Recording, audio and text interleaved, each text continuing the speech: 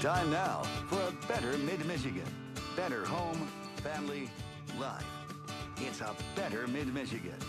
Welcome to Better Mid-Michigan. I'm Mike Cameron. Well, are you a Mid-Michigan native? Did you fondly recall the good old days while growing up here? One local author is taking a look back at one Mid-Michigan city, Flint.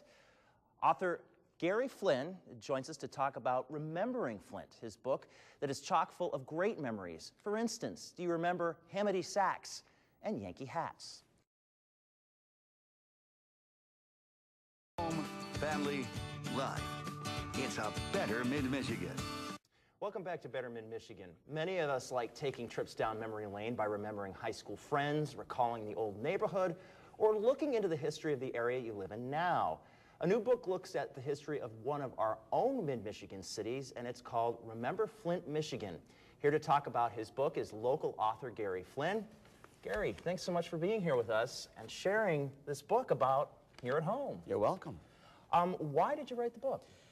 Well, because I was asked to write it. I originally wrote these pieces for the Uncommon Sense Alternative newspaper, which was around until 2007 when it folded. And afterwards, the Flint Journal contacted me about doing pieces, first for your magazine and then for the Flint Journal itself.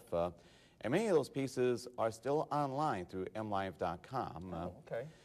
And the History Press out of Charleston, South Carolina, which publishes the book, saw those pieces and asked me to put together a book of those individual pieces. Wow. And so is this just a compilation of those pieces, or have you interwoven other things in there as well? Well, except for a couple of pieces. They're all previously published from the Uncommon Sense. Okay. And with your chapters, is that how they're organized, based on the pieces you've done, or? Well, they were more or less in chronological order of the events that are described in the book. Okay. And what's your overall impression of Flint as a city and the history that it's had so far?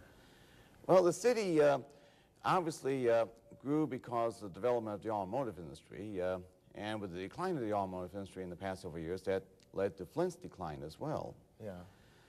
Nowadays, with the developments downtown with the University of Michigan, and especially now with the housing now downtown, which kind of solved the chicken and egg situation as to trying to get people in downtown Flint at all times, not just during 9 to 5. Right.